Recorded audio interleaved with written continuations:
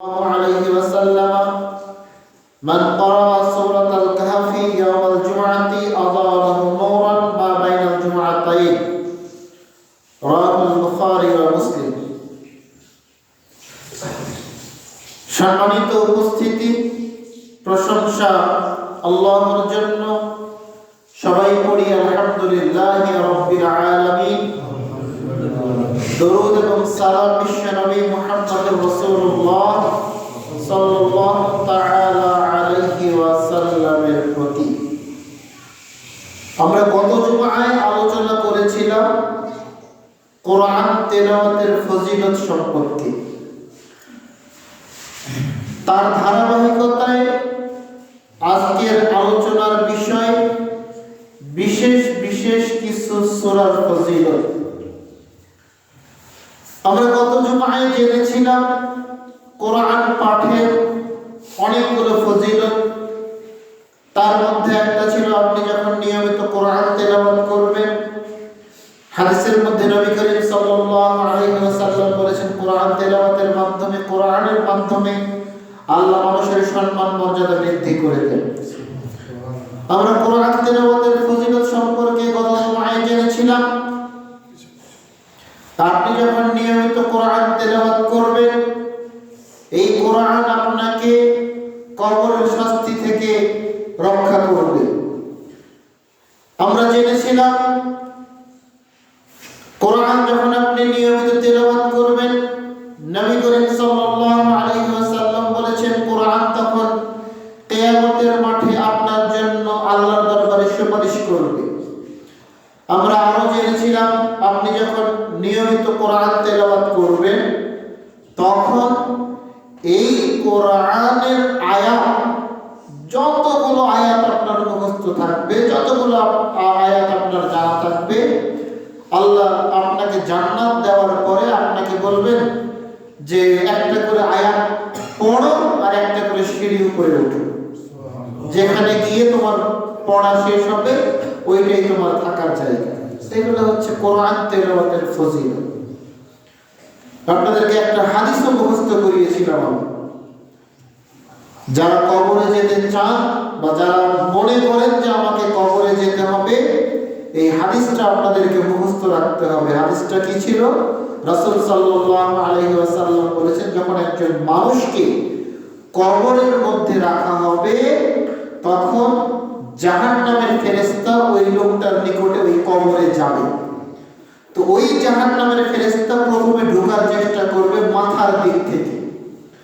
যখন সে মাথার দিক থেকে ঢোকার চেষ্টা করবে, কোরআন তাকে বাধা দেবে না, তুমি এই দিক দিয়ে ঢুকতে পারবে না। হাদিস বুখারী মুসলিম। কোরআন তখন বাধা দিবে যে না, তুমি এই দিক দিয়ে তুমি ঢুকতে পারবে না। কোরআন মাথার দিক থেকে পাহারাদার হিসেবে দাঁড়িয়ে থাকবে। এবার জাহান্নামের ফেরেশতা ঢোকার চেষ্টা করবে উপরের দিক থেকে। যখন সে উপরের দিক থেকে ঢোকার চেষ্টা করবে, তখন বাধা দিবে তাকে তার দান সাদকাগুলো। এই মৃত ব্যক্তি দুনিয়াতে মসজিদ মাদ্রাসায় ফকির মিসকিনকে দান করেছে, সাদকা করেছে। এই দান সাদকা একেবারে প্রহরীর মতো, দারোয়ানের মতো দাঁড়িয়ে থাকবে। জাহান্নামের ফেরেশতাকে উপরের দিক দিয়ে ঢুকতে দিবে না। আবার এই জাহান্নামের ফেরেশতা ঢোকার চেষ্টা করবে কোন দিক দিয়ে? পায়ের দিক দিয়ে। যখন সে পায়ের দিক দিয়ে ঢোকার চেষ্টা করবে, তখন এই লোকের পা তাকে বাধা দিবে যে না, তুমি এই দিক দিয়ে ঢুকতে পারবে না। কেন বাধা দিবে? কারণ এই লোক এই পায়ের উপর ভর করে মসজিদে জামাত আদায় করতে যেত, মসজিদে সালাত আদায় করতে যেত। তাহলে এই জাহান্নামের ফেরেশতা মাথার দিক থেকেও ঢুকতে পারলো না, কারণ কোরআন পাহারাদার। উপরের দিক থেকেও ঢুকতে পারলো না, কারণ দান সাদকা পাহারাদার। পায়ের দিক থেকেও ঢুকতে পারলো না, কারণ পা পাহারাদার। কারণ এই পা দিয়ে সে পায়ে হেঁটে মসজিদে মসজিদে গমন করেছে, সালাত আদায় করতে গেছে। তার মানে জাহান্নামের ফেরেশতা ওই কবরে ঢুকতে পারলো না। এগুলো হচ্ছে কোরআন তেলাওয়াতের ফজিলত। পুরো কোরআনটাই একজন মানুষের জন্য গুরুত্বপূর্ণ। পুরো কোরআন তেলাওয়াত করতে হবে। একেবারে শুরু করবেন সূরা ফাতিহা থেকে, শেষ করবেন সূরা নাস পর্যন্ত। লাগুন এক মাস লাগুক, 2 মাস লাগুক, লাগুক না, কয়দিন লাগে লাগুক, আপনি পড়া শুরু করে খতম দিতে হবে, যেটাকে আমরা আমাদের ভাষায় খতম বলি, খতম দিতে হবে, দিতে থাকে। আপনাকে শুধু রমজান মাসে কোরআন খতম দিতে হবে এই কথা আপনাকে কে বলেছে? শুধু রমজান মাসে কোরআন খতম দিতে হবে আর অন্য মাসে কোরআন পড়বো না, যদি এরকম নিয়ত হয় তাহলে আপনার রমজান মাসের কোরআন তেলাওয়াতটা আল্লাহর দরবারে কবুল হবে কিনা এখানে সন্দেহ আছে। কারণ আপনি শুধুমাত্র রমজান মাসের জন্য কোরআনকে স্পেশাল করে নিয়েছেন, কিন্তু কোরআন তো শুধু রমজান মাসের জন্য আসে না, কোরআন সারা বছরের জন্য এসেছে। আপনাকে নিয়মিত কোরআন তেলাওয়াত করতে হবে। আসুন আমরা কোরআনের বিশেষ বিশেষ কিছু সূরা, বিশেষ বিশেষ কিছু আয়াতের ফজিলত জানি হাদিসের মাধ্যমে, যা রাসূল সাল্লাল্লাহু আলাইহি ওয়াসাল্লাম জানিয়ে গেছেন। শুরুতেই আসি সূরা ফাতিহা সম্পর্কে। সূরা ফাতিহাকে বলা হয় উম্মুল কোরআন, কোরআনের মা, সমস্ত কোরআনের মা। রাসূল সাল্লাল্লাহু আলাইহি ওয়াসাল্লাম বলেছেন, লা সালাতা লিমান লাম ইয়াকরা বিফাতিহাতিল কিতাব, যে ব্যক্তি সালাতে সূরা ফাতিহা তেলাওয়াত করবে না তার নামাজ হবে না। যে ব্যক্তি সালাতে সূরা ফাতিহা তেলাওয়াত করবে না তার সালাত হবে না, সে যে কোনো সালাত হোক না কেন, এমনি সালাত, নফল সালাত, তারপরে আপনার জানাজার সালাত, চাষতের সালাত, সালাতুল হাজাত, সালাতুল কুসুফ ওয়াল খুশুফ, যত প্রকার সালাত আছে না কেন প্রত্যেকটা সালাতে আপনাকে সূরা ফাতিহা তেলাওয়াত করতে হবে। সম্মানিত উপস্থিতি, বাংলাদেশে এই যে গত যেই দিন আমাদের সাবেক প্রধানমন্ত্রী খালেদা জিয়ার জানাজা হলো, জানাজা পড়ে গিয়েছিলেন বাইতুল মুকাররমের খতিব, তো তিনি জানাজার সালাতে সূরা ফাতিহা কিন্তু পড়েননি। ওটা নিয়ে কিন্তু একটা দ্বন্দ্ব চলতেছে। আহলে হাদিসের আলেম ওলামারা বলছে এই জানাজার সালাত হয় নাই, আর হানাফি আলেম ওলামারা বলছে এটা হবে, চলবে। তো চলবে বা চলবে না এই ডিসিশন দেওয়ার মালিককে, যিনি এই বিধানগুলো যার মাধ্যমে আমরা পেয়েছি তিনি কিভাবে পড়েছেন, তিনি কিভাবে পালন করেছেন আমাদেরকে সেভাবে দেখতে হবে, তাই না? তো রাসূল সাল্লাল্লাহু আলাইহি ওয়াসাল্লাম তিনি জানাজার সালাতে যখন জানাজার সালাত পড়েছেন তিনি সূরা ফাতিহা তেলাওয়াত করেছেন। সাহাবারা যখন জানাজার সালাত পড়েছেন তিনিও তারা জানাজার সালাতে সূরা ফাতিহা তেলাওয়াত পড়েছেন। জানাজার সালাতের যেটা নিয়ম আমরা সহিহ হাদিস অনুযায়ী পাই সেটা হচ্ছে আল্লাহু আকবার বলে বুকে আপনি হাত বাঁধবেন। এই সালাতে কিন্তু সানা নাই, কি নাই? সানা নাই। আল্লাহুম্মা বা'িদ বাইনি বলেন বা সুবহানাকা আল্লাহুম্মা ওয়া বিহামদিকা বলেন, যেটাই বলেন না কেন এই সালাতে সানা নাই। শুরুতেই আউযু বিল্লাহি মিনাশ শাইতানির রাজিম, বিসমিল্লাহির রহমানির রহিম, সূরা ফাতিহা। সূরা ফাতিহা পড়া হয়ে গেল। সূরা ফাতিহার সাথে অন্য যে কোনো একটা সূরা, যে কোনো একটা সূরা, ওই আমরা যখন জানাজার সালাত পড়াই আমরা ওই সূরা ফাতিহা পড়ার পরে অন্য সূরা বলতে আমরা কিন্তু ওই সূরা ইখলাসটাই পড়ি।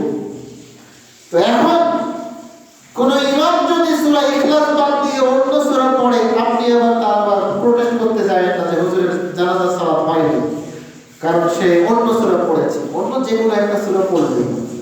আমার কথা কি বোঝা যাচ্ছে? তাহলে জানাজার সালাতের নিয়ম আপনাকে শেখাচ্ছি। প্রথমে কি করবেন? আল্লাহু আকবার বলে বুকে হাত বেঁধে একদম আউযু বিল্লাহি মিনাশ শাইতানির রাজিম, বিসমিল্লাহির রহমানির রহিম বলে সূরা ফাতিহা। সূরা ফাতিহা হয়ে গেল, অন্য যে কোনো একটা সূরা। আবার আল্লাহু আকবার বলে বুকে হাত বাঁধবেন। কি পড়বেন? আল্লাহুম্মা সাল্লি আলা মুহাম্মাদ ওয়া আলা আলি মুহাম্মাদ, পুরা দরুদ ইব্রাহিম পড়া হয়ে গেল। আল্লাহু আকবার বলে হাত উত্তোলন করে আবার হাত বাঁধবেন। এবার পড়বেন আল্লাহুম্মা ইগফির লিহাইয়িনা ওয়া মাইয়িতিনা ওয়া শাহিদিনা ওয়া গায়িবিনা, একেবারে জানাজার জন্য যেটা খাস দোয়া, সম্পূর্ণটা পড়া হয়ে গেল। এবার আল্লাহু আকবার বলে বুকে হাত বাঁধবেন। আসসালামু আলাইকুম ওয়া রাহমাতুল্লাহ, আসসালামু আলাইকুম ওয়া রাহমাতুল্লাহ, জানাজার সালাত শেষ। এটা জানাজার সালাত। এখানে কয়েকটা জিনিস আপনাদেরকে জানানো প্রয়োজন। তার মধ্যে একটা জিনিস হচ্ছে প্রত্যেকটা মানুষের উচিত, বিশেষ করে জানাজার সালাতের স্পেশাল যে দোয়া, জানাজার জন্য যেটা দোয়া, এটা মুখস্থ রাখা। কেন মুখস্থ রাখা জরুরি সেটাও বলছি আমি। জানাজার সালাত ইমাম সাহেব চাইলে জোরে জোরে কেরাতেও পড়তে পারবে, চাইলে আস্তে আস্তে কেরাতেও পড়তে পারবে। তবে আস্তে আস্তে কেরাত দিয়ে জানাজার সালাত আদায় করা এটা বেশি উত্তম। রাসূল সাল্লাল্লাহু আলাইহি ওয়াসাল্লাম বেশিরভাগ সময় কিন্তু জানাজার সালাতে আস্তে আস্তে পড়তেন, অর্থাৎ সূরা ফাতিহা বলেন, অন্য সূরা বলেন, দরুদ ইব্রাহিম বলেন, জানাজার জন্য যেটা স্পেশাল দোয়া সেটা আস্তে আস্তে পড়তেন। তো এটা সহিহ হাদিস।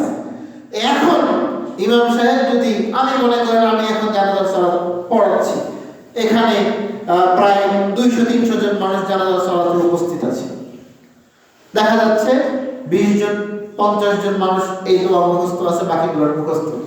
এখন কি করব বলেন? বাধ্য হয়ে আমাকে এখন ওটা জোরে জোরে পড়তে হচ্ছে, যাতে মুক্তাদিরা, মুসল্লিরা এটা শুনতে পারে, শুনে শুনে তারাও যেন বলার চেষ্টা করতে পারে। তো জানাজার সালাত আপনি চাইলে প্রকাশ্যেও পড়তে পারেন, প্রকাশ্যে বলতে কিরাতগুলো প্রকাশ্যে পড়তে পারেন, আবার চাইলে গোপনে পড়তে পারেন, আস্তে আস্তেও পড়তে পারেন। কোন ইমাম যদি আস্তে আস্তে জানাজার সালাত এর কিরাতগুলো পড়ে, আপনি তার ভুল ধরতে পারবেন না। এটা ভুল না, এটা সহিহ হাদিস, এটা সহিহ হাদিস। জানাজার সালাতে মহিলারাও চাইলে অংশগ্রহণ করতে পারে।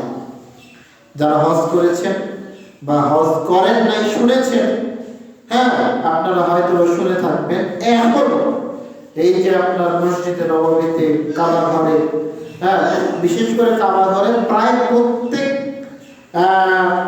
ওয়াক্তেই জানাজার সালাত হয়। মারা যায়, মানুষ মারা যায়, তাই না? হাদিসে দেখে এসেছেন না আপনি? প্রায় প্রত্যেক ওয়াক্তে ওই যে আপনার মানুষ মারা যায়, আর জানাজার আর লাশটা নিয়ে আসা হয়, তারপরে সেখানে জানাজার সালাত আদায় করা হয়। তো ওই জায়গাতে কিন্তু নারী পুরুষ সবাই কিন্তু একসাথে জানাজার সালাত আদায় করতে পারে। তো ওই জায়গায় পারে, বাকি জায়গায় পারবে না? হ্যাঁ অবশ্যই পারবে। নারীরা যদি চায় তারাও জানাজার সালাতে অংশগ্রহণ করতে পারে। সম্মানিত উপস্থিতি, বলছিলাম সূরা ফাতিহার ফজিলত সম্পর্কে।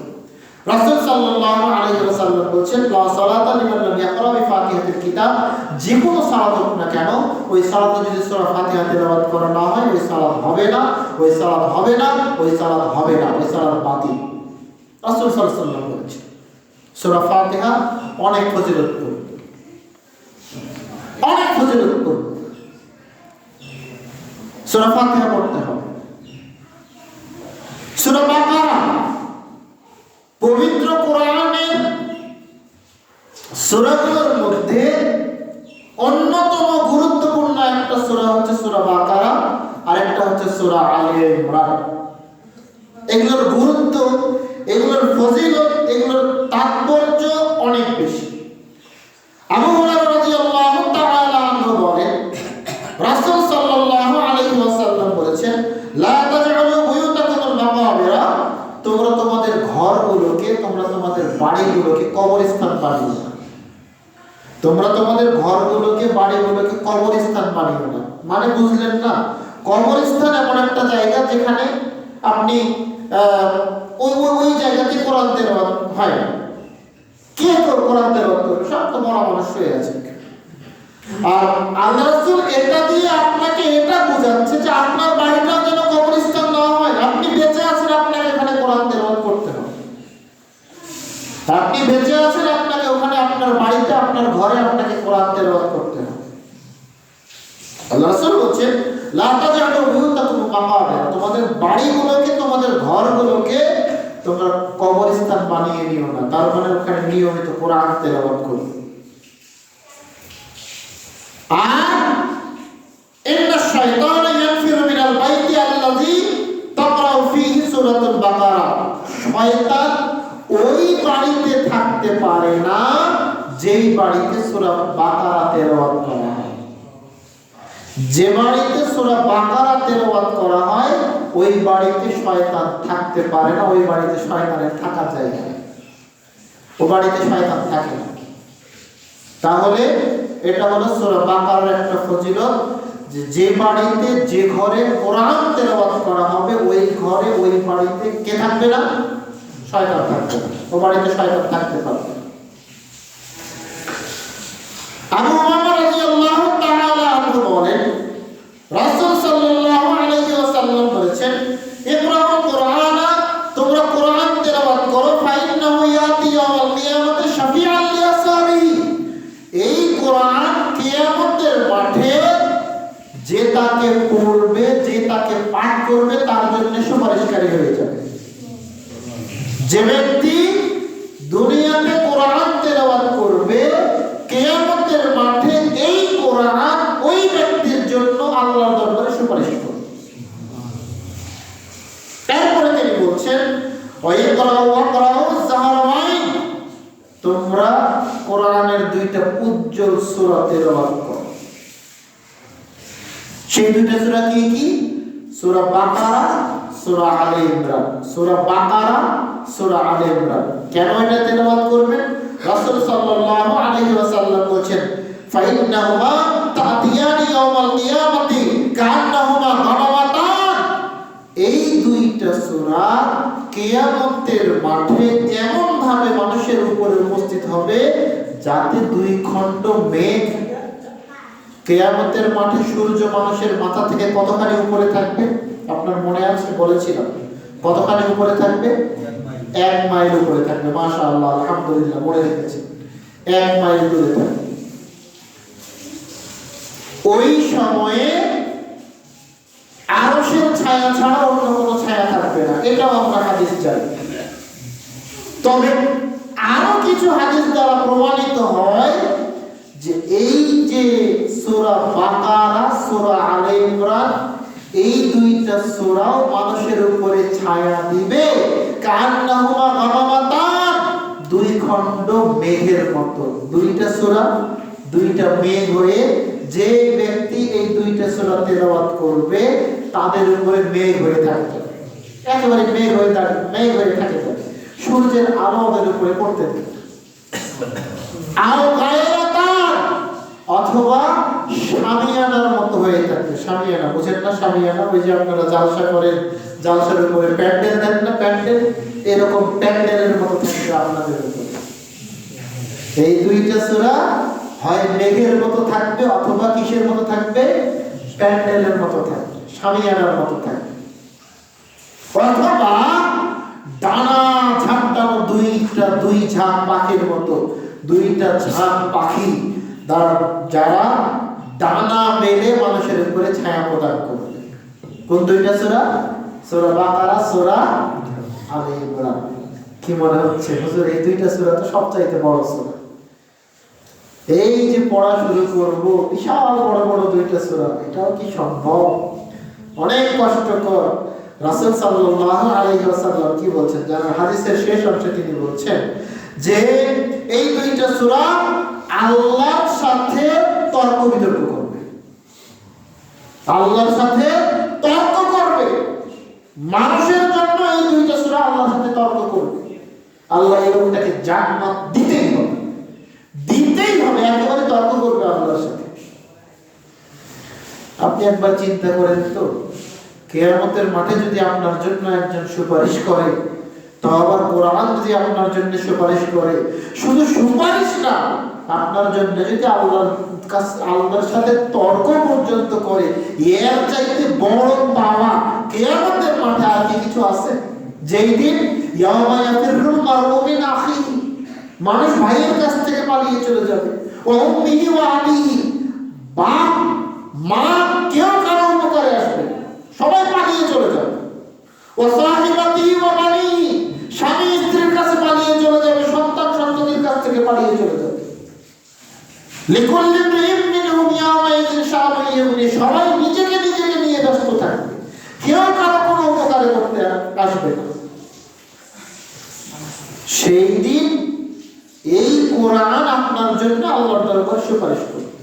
শুধু সুপারিশ না, এই দুইটা সূরা, সূরা বাকারা, সূরা আলে ইমরান আপনার উপরে মেঘ হয়ে, শামিয়ানা হয়ে, ডানা মেলে, ডানা ঝাপটানো পাখির মতো আপনার উপরে ছায়া প্রদান করবে। আবার আপনার জন্য আল্লাহর সাথে তর্ক বিতর্ক করবে। এর চাইতে বড় পাওয়া কিয়ামতের মাঠে আর কিছু হতে পারে না। সুবহানাল্লাহ। এই দুইটা সূরা তেলাওয়াত করতে হবে, পড়তে হবে। রাসূল সাল্লাল্লাহু আলাইহি ওয়াসাল্লামের পরে তিনি বলছেন যে ইকরাউ সূরাতুল বাকারা, তোমরা বিশেষ করে সূরা বাকারা তেলাওয়াত করো, ফাইন্না আখাযাহা বারাকাতুন, যারা সূরা বাকারা তেলাওয়াত করবে তারা বরকত নেবে। সূরা বাকারার মধ্যেই বরকত।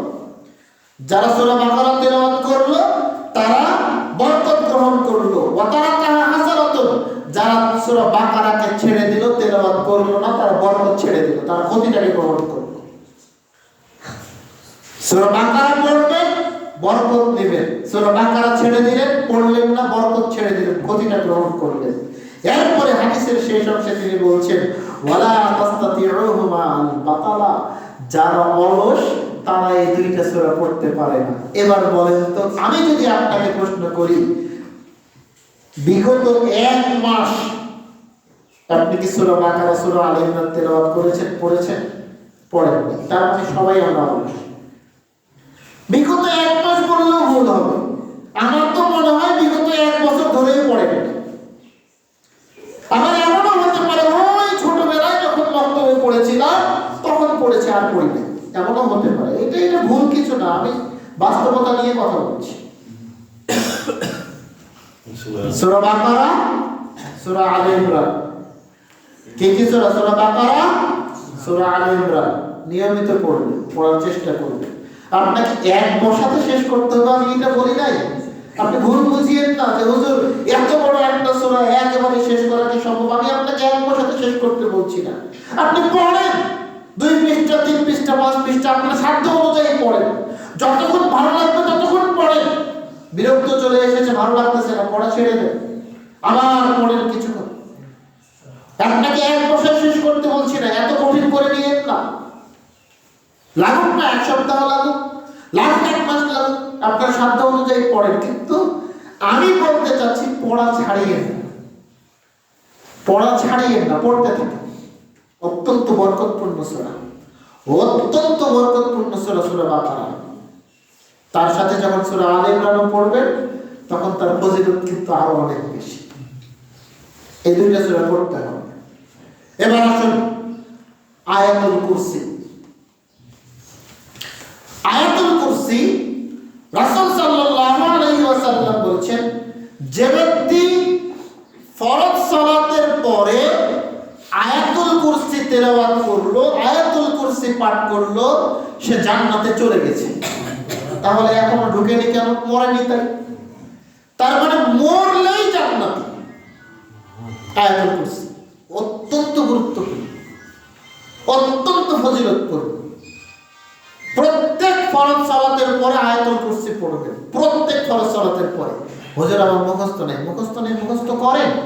এর কোনো শর্টকাট আপনাকে শিখিয়ে দিতে পারবো না, বা এটা বলতে পারবো না যে ঠিক আছে মুখস্থ নাই, আল্লাহ এভাবে কবুল করবে। এটা এভাবে আসবে না।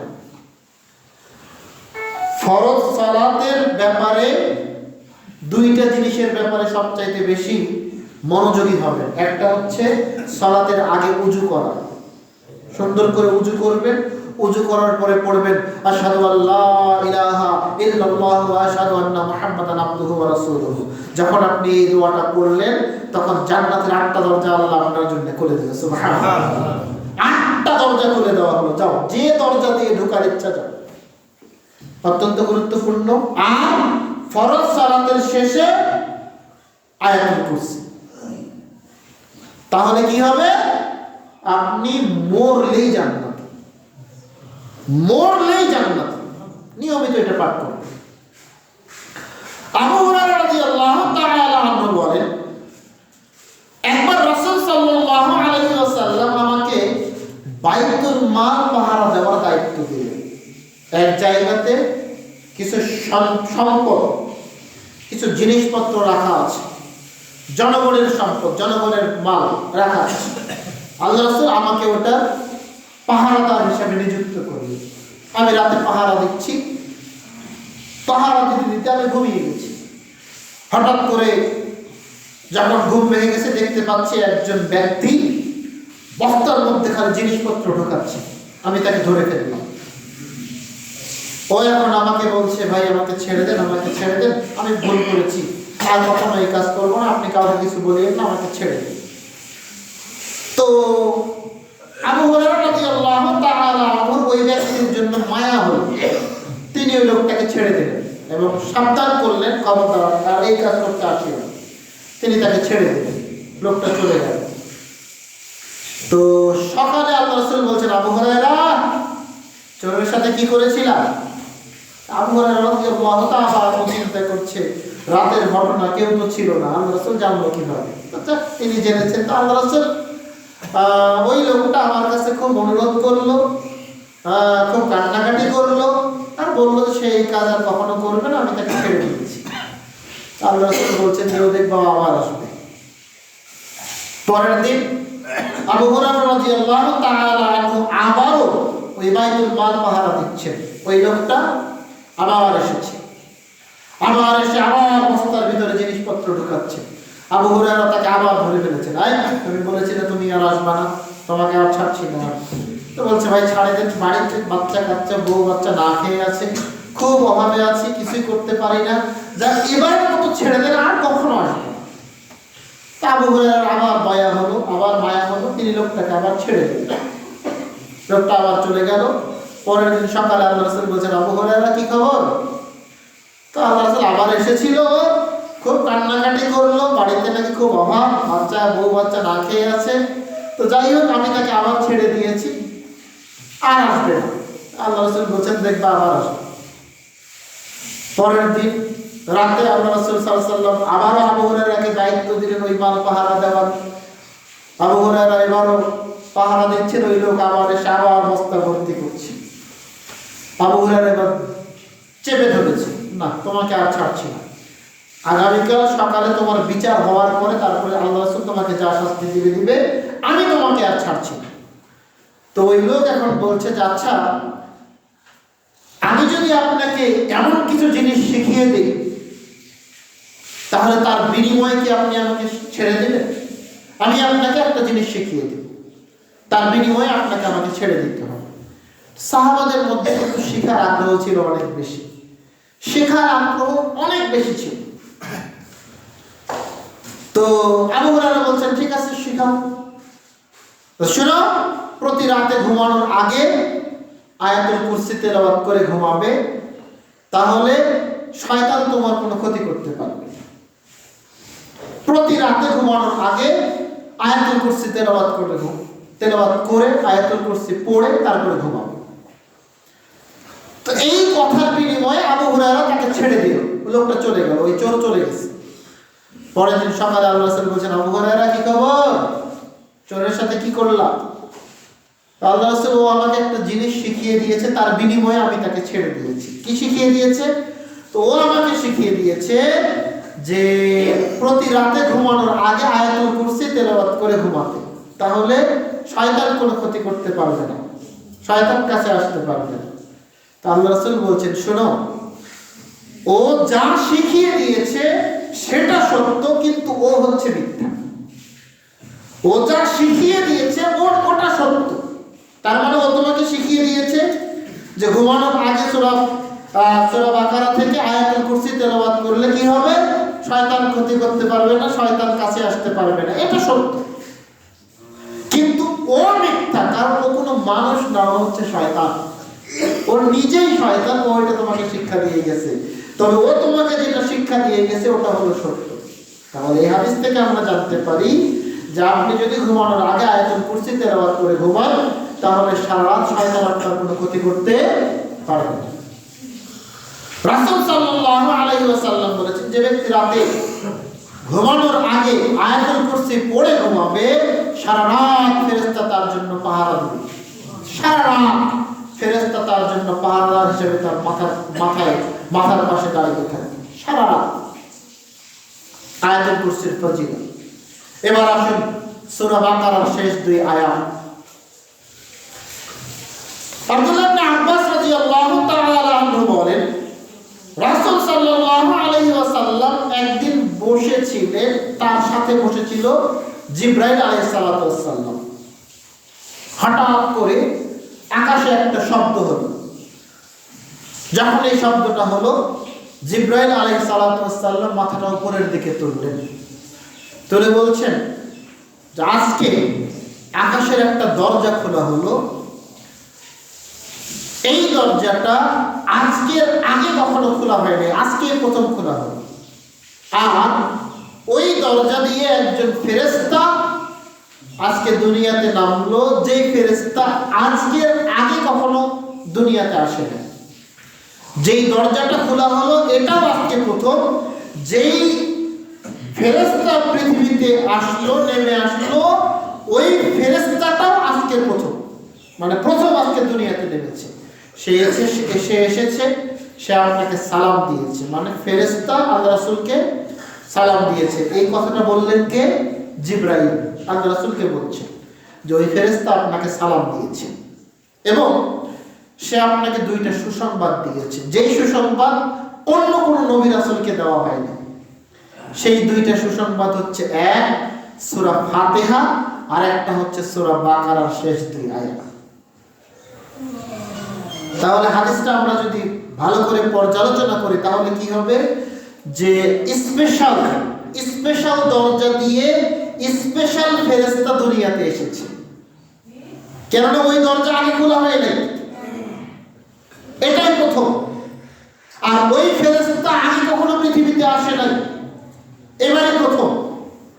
তাহলে স্পেশাল দরজা, স্পেশাল ফেরেশতা এসেছে, এসে আপনাকে সালাম দিয়েছে, রাসূল সাল্লাল্লাহু আলাইহি ওয়াসাল্লামকে সালাম দিয়েছে। সালাম দেওয়ার পরে রাসূলকে দুইটা সুসংবাদ দান করেছেন, যেটা অন্য কোনো নবী রাসূলকে দেওয়া হয়নি। তার মানে এই দুইটা সুসংবাদও স্পেশাল। সেই দুইটা সুসংবাদ কি? সূরা ফাতিহা, সূরা বাকারার শেষ দুই আয়াত। রাসূল সাল্লাল্লাহু আলাইহি ওয়াসাল্লাম বলছেন, যে ব্যক্তি সূরা বাকারার শেষ দুই আয়াত পড়লো, এই দুইটা আয়াত পড়ার পরে আল্লাহর নিকটে যা চাইবে আল্লাহ তাকে তাই দান করবেন। সুবহানাল্লাহ। একেবারে জমজম কূপের পানির মতো। আল্লাহ রাসূল বলছেন, জমজম কূপের পানি সাকু সাকিমিন ওয়া তা'মু তা'আমিন, এটা হচ্ছে অসুস্থ ব্যক্তির জন্য ঔষধ। অসুস্থ আছেন, আপনি ওটা পান করেন, নিয়মিত পান করতে থাকেন, নিয়াত করতে থাকেন, আল্লাহর কাছে চাইতে থাকেন, দেখবেন ওই জমজমের পানির বিনিময়ে আল্লাহ আপনাকে সুস্থতা দান করবেন। সুবহানাল্লাহ। আল্লাহ রাসূল বলেন সাকু সাকিমিন, অসুস্থতার জন্য ঔষধ, ওয়া তা'মু তা'আমিন, ক্ষুধার্তের জন্য খাবার।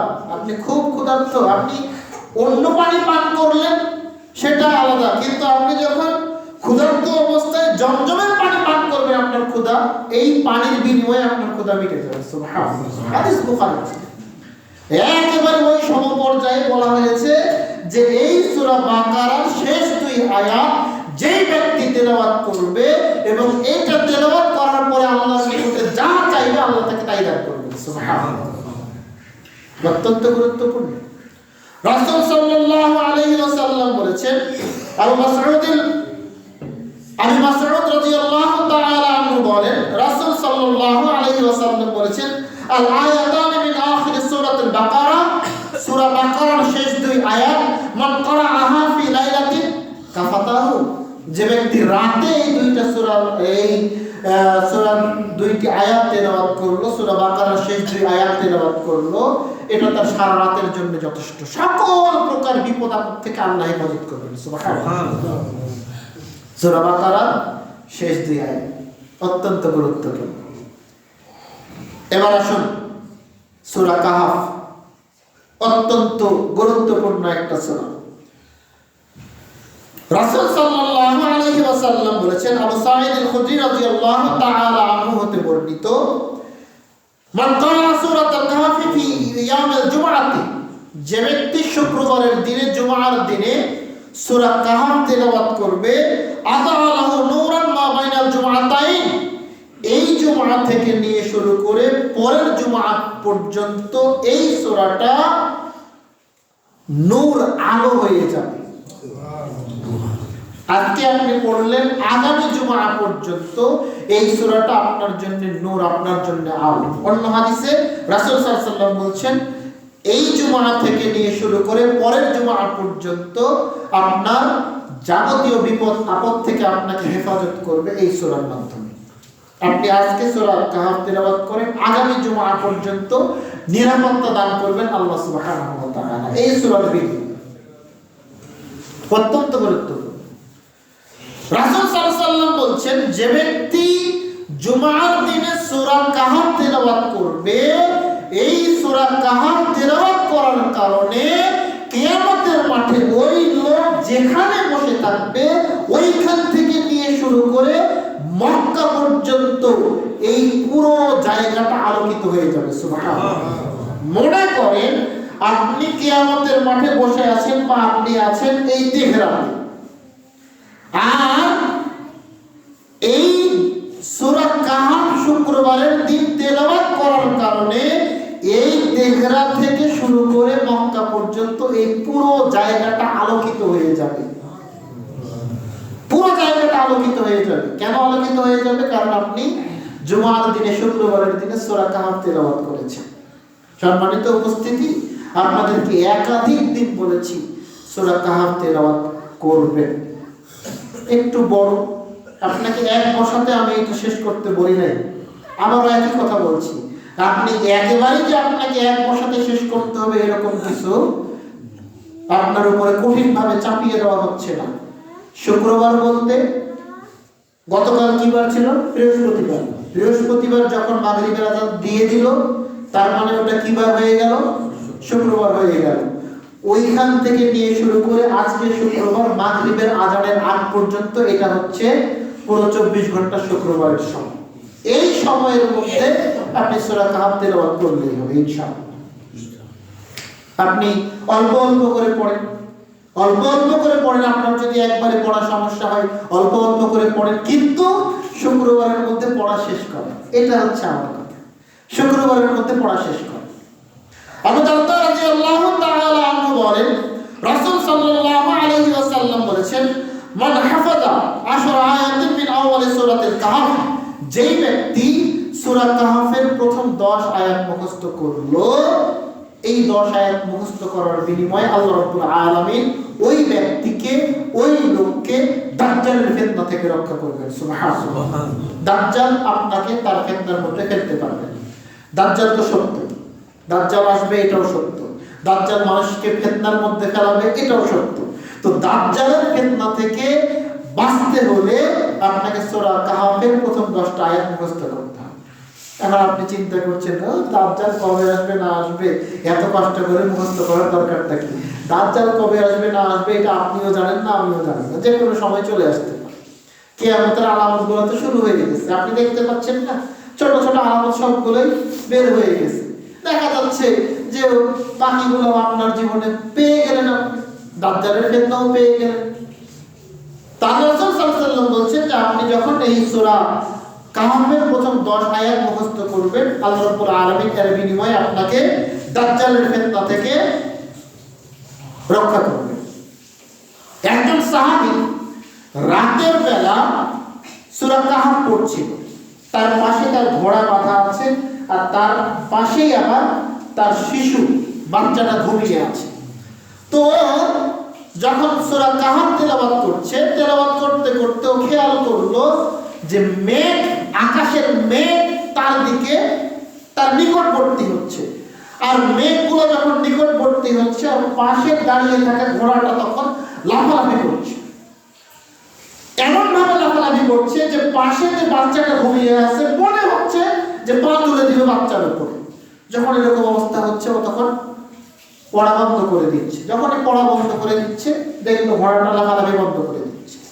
আবার পড়া শুরু করছে, আবার ঘোড়া লাফালাফি শুরু করে দিচ্ছে। এরকম অবস্থায় হতে আছে, আর মেঘ কিন্তু তার নিকটবর্তী হতে আছে।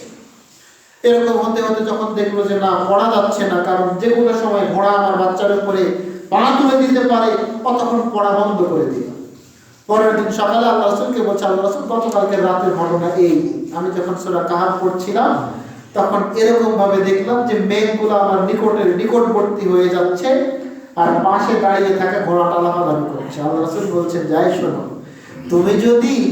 তুমি যেগুলো দেখেছো মেঘের মতো, ওগুলো ছিল সব ফেরেশতা। তোমার সূরা কাহাফ শুনে তারা সবাই দুনিয়াতে নেমে আসছিল, আর ওদেরকে দেখে ঘোড়াটা লাফালাফি করছিল। তুমি যদি পড়া বন্ধ না করতা, তুমি যদি সারা রাত এই সূরা কাহাফ পড়তা, তাহলে সকালবেলাতে সবাই ফেরেশতা দেখতে পেত, গোটা দুনিয়াতে ফেরেশতা ভর্তি হয়ে যেত। এত গুরুত্বপূর্ণ, এত মর্যাদাপূর্ণ সূরা। সূরাটার নাম কি? সূরা কাহাফ।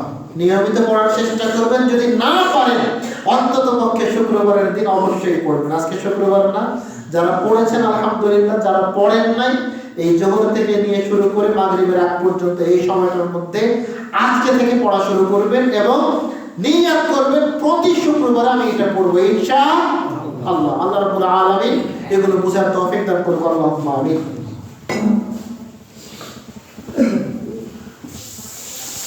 আলহামদুলিল্লাহি ওয়াহদা ওয়াসসালাতু ওয়াসসালামু আলা মান লা নাবিয়্যা বা'দা। আবু দারদা রাদিয়াল্লাহু তাআলা আনহু বলেন, রাসূল সাল্লাল্লাহু আলাইহি ওয়াসাল্লাম বলেছেন, আয়াজিজু আহাদুকুম আন ইয়াকরাউ ফি লাইলাতিন সূরাতুল কুরআন। তোমাদের মধ্যে কেউ কি এক রাতে কোরআনের 3 ভাগের 1 ভাগ পড়তে পারবে? এটা কি সম্ভব? তো সাহাবারা বলছে, আল্লাহর রাসূল, এটা কি সম্ভব? কিভাবে আমরা এক রাতে একেবারে কোরআনের 3 ভাগের 1 ভাগ মানে 10 পারা পড়ে শেষ করব? এটা কি সম্ভব? আল্লাহ রাসূল সাল্লাল্লাহু আলাইহি ওয়াসাল্লাম বলছেন, কুল হুয়াল্লাহু আহাদ, অর্থাৎ সূরা ইখলাস। এই সূরাটা হচ্ছে তাআদিল সূরাতুল কুরআন, কোরআনের 3 ভাগের 1 ভাগ। তার মানে তুমি যখন সূরা ইখলাস একবার পড়বে, তখন কোরআনের 1 ভাগ তোমার পড়া হয়ে গেল। তার মানে আপনি একবার পড়বেন 1 ভাগ, আরেকবার পড়বেন 1 ভাগ, আরেকবার পড়বেন 1 ভাগ, 3 ভাগ হয়ে গেল। 3 বার পড়বেন 1 খতম। নেকি দেওয়ার মালিক কে? আল্লাহ। দিবেন কে? আল্লাহ। অত্যন্ত গুরুত্বপূর্ণ। রাসূল সাল্লাল্লাহু আলাইহি ওয়াসাল্লাম বলছেন যে মান ক্বারা কুল হুয়াল্লাহু আহাদ, যে ব্যক্তি সূরা ইখলাস কুল হুয়াল্লাহু আহাদ পড়বে, হাত্তা ইয়াখতিমুহা 10 মাররা, 10 বার। কয়বার? 10 বার। যে ব্যক্তি সূরা ইখলাস 10 বার পড়বে, বারাল্লাহু লাহু কাসরান ফিল জান্নাহ, আল্লাহ রাব্বুল আলামিন এই 10 বার সূরা ইখলাস পড়ার কারণে এই লোকের জন্য জান্নাতে একটা প্রাসাদ তৈরি করবেন। প্রাসাদ, সুবহানাল্লাহ। যখন তিনি এই কথা বলেছেন, তখন ওমর ইবনে খাত্তাব রাদিয়াল্লাহু তাআলা আনহু বলেন, আল্লাহর রাসূল, যদি 10 বারে একটা করে প্রাসাদ হয়, তাহলে তো আমরা অনেক প্রাসাদের মালিক হয়ে যাব। কারণ এটা তো পড়া কোনো কঠিন কিছু না। এটা তো এমন না যে আল্লাহর রাসূল 10 বার সূরা বাকারা পড়তে বললেন। একেবারে কোরআনের সবচাইতে ছোট সূরাগুলো, সবচাইতে ছোট সূরা যেগুলো আছে, তার মধ্যে একটা হচ্ছে সূরা ইখলাস, তাই না? তো এত ছোট সূরা 10 বার পড়া তো কোনো ব্যাপারই না। এটা তো সবাই পড়বে, তাহলে তো আমরা অনেকগুলো প্রাসাদের মালিক হয়ে যাব। আল্লাহ রাসূল সাল্লাল্লাহু আলাইহি ওয়াসাল্লাম বলেন, ওমর, আল্লাহ অনেক আছে। তুমি কি মনে করেছো আল্লাহর অল্প আছে? আল্লাহর অনেক আছে। তুমি পড়ো আর নাও, কতবার পারো, কতগুলো প্রাসাদের তুমি মালিক হতে পারো, হও। তো আল্লাহ রাসূল সাল্লাল্লাহু আলাইহি ওয়াসাল্লাম এই সুযোগ শুধু কি সাহাবীদের জন্য দিয়ে গেছেন, নাকি আমাদের জন্য আছে? অবশ্যই আমাদের জন্য আছে। কয়বার পড়তে হবে? 10 বার। সূরা ইখলাসের আরো কিছু ফজিলত থাকে, আরো কিছু ফজিলত। আয়েশা রাদিয়াল্লাহু তাআলা আনহা বলেন, আল্লাহ রাসূল সাল্লাল্লাহু আলাইহি ওয়াসাল্লাম একটা দলকে পাঠালেন এক জায়গায়। তো ওই দলের যে লিডার, যে সেনাপতি, ও মানে ওই সফর থেকে বা ওই যুদ্ধ থেকে ফিরে আসার পরে সাহাবারা ওই সেনাপতির নামে, ওই দলপতির নামে আল্লাহ রাসূলের কাছে অভিযোগ করল। কি অভিযোগ? আল্লাহ রাসূল, আপনি আমাদেরকে যে লিডারটা দিয়েছিলেন, যে ইমাম দিয়েছিলেন, ও কি করে জানেন? ও প্রত্যেক রাকাতে কিরাত পড়ে, পড়ার শেষে সূরা ইখলাস পড়ে তারপরে রুকুতে যায়। মানে বুঝলেন না? মানে প্রথমে তো সূরা ফাতিহা পড়তে হবে, সূরা ফাতিহা পড়ার পরে অন্য একটা সূরা মিলাচ্ছে, মিলানোর পরে রুকুতে যাওয়ার আগে ও আবার সূরা ইখলাস পড়ে তারপরে রুকুতে যাচ্ছে প্রত্যেকবার। তা আল্লাহ রাসূল বলছেন ঠিক আছে তোমরা যাও, ওই লোকটাকে গিয়ে জিজ্ঞাসা করো তো ও কেন এই কাজ করেছে। সাহাবারা গিয়ে যখন ওকে প্রশ্ন করেছে যে ভাই আপনি যে আমাদের লিডার ছিলেন, আমাদের ইমামতি করেছেন, তো প্রত্যেক রাকাতে আপনি এই কাজ করেছেন, কেন করেছেন বলেন তো। তো ওই লোক এখন বলছে যে এই সূরাতে আল্লাহর গুণ বর্ণনা করা হয়েছে, আল্লাহর সিফাত বর্ণনা করা হয়েছে, আল্লাহর প্রশংসা করা হয়েছে, যার কারণে আমি এই সূরাটাকে এত ভালোবাসি। আর আমি এই সূরাটাকে এত ভালোবাসি বিধায় আমি প্রত্যেক রাকাতে ওই সূরাটা পড়েছি। তো সাহাবারা এসে আল্লাহ রাসূলকে বলছে, আল্লাহ রাসূল ও তো এইভাবে উত্তর দিল যে এই সূরাতে আল্লাহর সিফাত বর্ণনা করা হয়েছে, আল্লাহর প্রশংসা করা হয়েছে, যার কারণে ওনাকে এই সূরাটাকে খুব ভালোবাসে আর ভালোবেসে ওই সূরাটা তেলাওয়াত করেছে। তো আল্লাহ রাসূল বলছেন ঠিক আছে তোমরা ওই লোকটাকে যাও, ও যেহেতু এই সূরাটাকে ভালোবাসে আল্লাহ ওই লোককে ভালোবাসে। সুবহানাল্লাহ। তার মানে আপনি কি বুঝলেন? সূরা ইখলাস, আপনি যদি সূরা ইখলাসকে ভালোবাসতে পারেন তাহলে আল্লাহর ভালোবাসা আপনার জন্য নির্ধারিত। আপনি সূরা ইখলাসকে ভালোবাসবেন, আল্লাহ আপনাকে ভালোবাসবেন। এখন আপনি আবার সুযোগ মনে করে নিয়েন না এটা যে হুজুর তো বলে দিয়েছে সূরা ইখলাস খুব গুরুত্বপূর্ণ, এখন আমি প্রত্যেক রাকাতে খালি সূরা ইখলাসই পড়বো, সূরা ইখলাসই পড়বো। আপনার আর ওই লোকের মধ্যে পার্থক্যটা কোথায় হবে জানেন? পার্থক্যটা হবে ওই লোক ভালোবেসে পড়েছে আর আপনি পড়ছেন ফাঁকিবাজি হিসাবে। আমি পার্থক্যটা বোঝাতে পেরেছি? আপনি চিন্তা করছেন যে এই সূরাটা পড়তে সময় লাগবে অল্প, আমার তাড়াতাড়ি নামাজ শেষ হবে। আর ওই লোকের নিয়ত ছিল কি যে আমি আল্লাহ এই সূরাটার মধ্যে আল্লাহর সিফাত বর্ণনা করা হয়েছে, আমি এটাকে ভালোবাসি। তো নিয়তের গরমিল হলে কিন্তু হবে না। আপনি যদি বাস্তবিকভাবে সূরা ইখলাসকে ভালোবাসতে পারেন তাহলে এই ভালোবাসার বিনিময়ে আল্লাহ রাব্বুল আলামিন আপনাকে ভালোবাসবে। অন্য হাদিসে রাসূল সাল্লাল্লাহু আলাইহি ওয়াসাল্লামকে একজন সাহাবী এসে বলছে, আল্লাহ রাসূল আমি সূরা ইখলাসকে ভালোবাসি, আমি সূরা ইখলাসকে ভালোবাসি। আল্লাহ রাসূল সাল্লাল্লাহু আলাইহি ওয়াসাল্লাম বলছেন শোনো শোনো শোনো শোনো, তোমার এই ভালোবাসাটাই তোমাকে জান্নাতে নিয়ে যাবে। সুবহানাল্লাহ। তোমার এই ভালোবাসা, তুমি যে সূরা ইখলাসকে ভালোবাসো, তোমার এই ভালোবাসাটা তোমাকে কোথায় নিয়ে যাবে? জান্নাতের মধ্যে নিয়ে যাবে। সুবহানাল্লাহ। এবার আসুন সূরা নাস, সূরা ফালাক অত্যন্ত গুরুত্বপূর্ণ সূরাগুলোর মধ্যে এটাও একটা সূরা। উকবা ইবনে আমির রাদিয়াল্লাহু তাআলা আনহু বলেন, একবার আমরা আল্লাহ রাসূলের সাথে সফরে ছিলাম, ভ্রমণে ছিলাম। তো পাহাড়ের মাঝখান দিয়ে যখন আমরা যাচ্ছি হঠাৎ করে প্রচন্ড ঝড় বৃষ্টি শুরু হলো, প্রচন্ড ঝড় বৃষ্টি শুরু হলো। তো আল্লাহ রাসূল সাল্লাল্লাহু আলাইহি ওয়াসাল্লাম আমাদেরকে বলেন শোনো, তোমরা দুইটা আশ্রয় প্রার্থনাকারী সূরার মাধ্যমে আল্লাহর নিকটে আশ্রয় প্রার্থনা করো। আর সেই দুইটা সূরা হচ্ছে সূরা ফালাক, সূরা নাস। কেননা এই দুইটা সূরার চাইতে আল্লাহর কাছে আশ্রয় চাওয়ার আর অন্য কোনো উত্তম মাধ্যম নেই। এই দুইটা সূরার চাইতে অন্য কোনো উত্তম মাধ্যম নেই। আপনি জানেন যে আল্লাহ রাসূল সাল্লাল্লাহু আলাইহি ওয়াসাল্লামের উপরে জাদু করা হয়েছিল, জানেন না এটা? যখন আল্লাহ রাসূলের উপরে জাদু করা হয়েছিল, আল্লাহ রাসূল অসুস্থ হয়ে গিয়েছিলেন, তখন জিবরাইল আমিন আল্লাহ রাসূলকে এসে বলছেন যে অমুক একটা কূপের পানির মধ্যে পাথরের নিচে আপনার চুলে 11টা গিট দিয়ে আপনার উপরে জাদু করা হয়েছে। তো আল্লাহ রাসূল সাল্লাল্লাহু আলাইহি ওয়াসাল্লাম সাহাবীদেরকে অনুমতি দিলেন, সাহাবারা কূপের পানিগুলো বের করে ওই পাথরের নিচ থেকে ওই আল্লাহ রাসূলের চুলটা বের করে নিয়ে আসলো। দেখা গেল সেখানে 11টা গিট আছে। আল্লাহ রাসূল সাল্লাল্লাহু আলাইহি ওয়াসাল্লামকে শিখিয়ে দিলেন জিবরাইল আমিন যে এই সূরা ফালাক, সূরা নাস আল্লাহ আপনাকে দিয়েছেন, একটা করে আয়াত তেলাওয়াত করবেন আর একটা করে গিট খুলে যাবে। আল্লাহ রাসূল সাল্লাল্লাহু আলাইহি ওয়াসাল্লাম একটা করে আয়াত তেলাওয়াত করছেন, একটা করে গিট খুলে যাচ্ছে।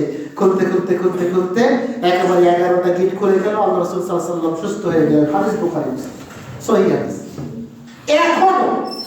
এখনো এইরকম এই যে জাদু বা এই যে জিনের আসর, যত প্রকার এরকম চিকিৎসা আছে, ওই চিকিৎসায় সূরা ফালাক, সূরা নাস সবচেয়ে বেশি গুরুত্বপূর্ণ। এখন আপনাদের বাচ্চা রাতের বেলা খুব কান্নাকাটি করে না? করে না? অনেকের আমাদের কাছে মাঝে মধ্যেই এসে বলে হুজুর একটু তেল বা একটু পানি পড়িয়ে দেন, আমরাও দেই।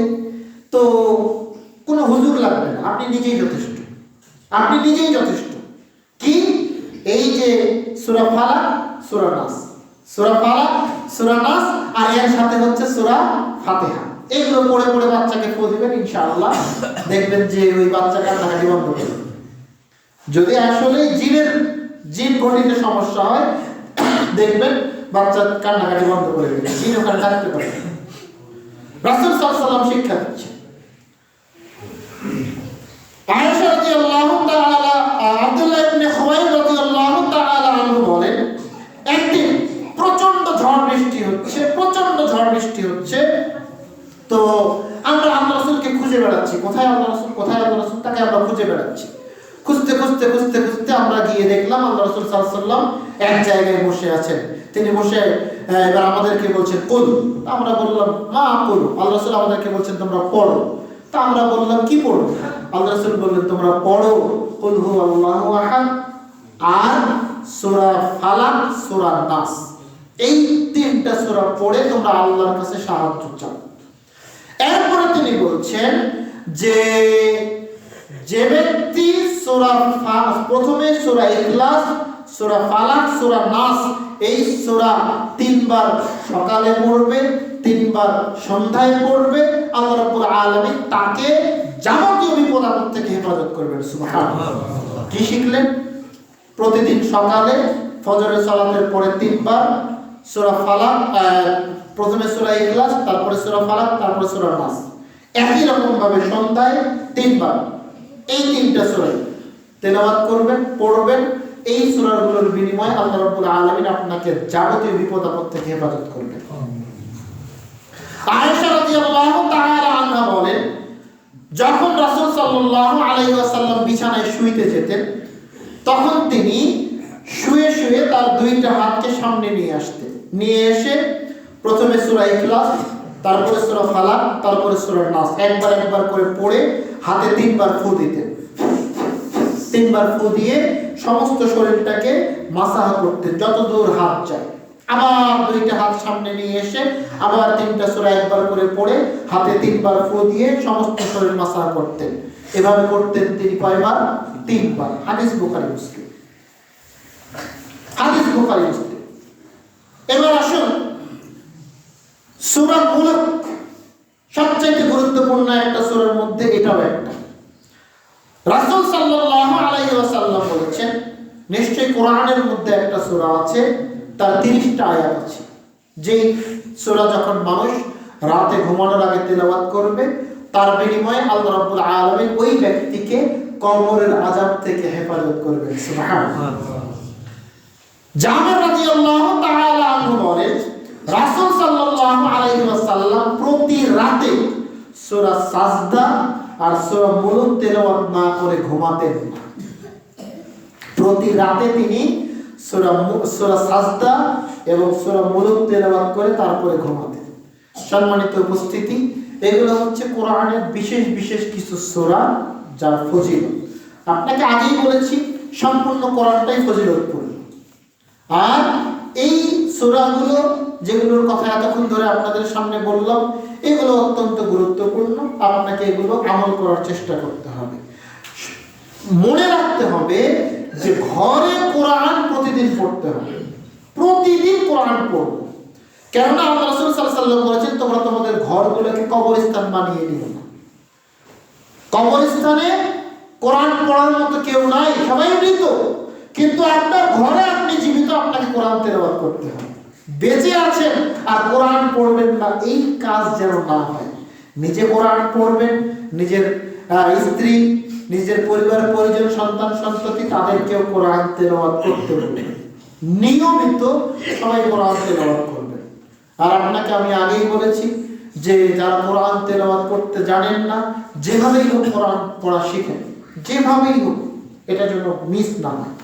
যেভাবেই হোক, যদি প্রাইভেট পড়ার প্রয়োজন হয় বা অন্য কোনো উপায়ে পড়ার প্রয়োজন হয়, শেখার প্রয়োজন হয়, করেন। কিন্তু কোরআন সবাই পড়া শিখেন। আল্লাহ রাব্বুল আলামিন সবাইকে এগুলো বুঝে আমল করার তৌফিক দান করুন। আল্লাহুম্মা আমিন। আল্লাহ তোমার অনেক দয়া, তোমার অনেক রহমত। আল্লাহ তুমি আমাদের সবাইকে মাফ করো। আল্লাহুম্মা আমিন। আল্লাহ আমাদের সবাইকে তুমি কোরআন তেলাওয়াত করার তৌফিক দান করো। আল্লাহুম্মা আমিন। আমরা যেন নিয়মিত কোরআন তেলাওয়াত করতে পারি সেই তৌফিক তুমি আমাদেরকে দান করো। আল্লাহুম্মা আমিন। আমরা যেন কোরআনের বিধি বিধান অনুযায়ী আমাদের জীবনকে গঠন করতে পারি, আমাদের জীবনকে পরিচালিত করতে পারি। আল্লাহ সেই তৌফিক তুমি আমাদেরকে দান করো। আল্লাহুম্মা আমিন। এই দাবি এই দোয়া তোমার দরবারে রেখে আজকের বক্তব্য শেষ করছি। সুবহানাকা আল্লাহুম্মা ওয়া বিহামদিকা আশহাদু আল্লা ইলাহা ইল্লা আনতা আস্তাগফিরুকা ওয়া আতুবু ইলাইক।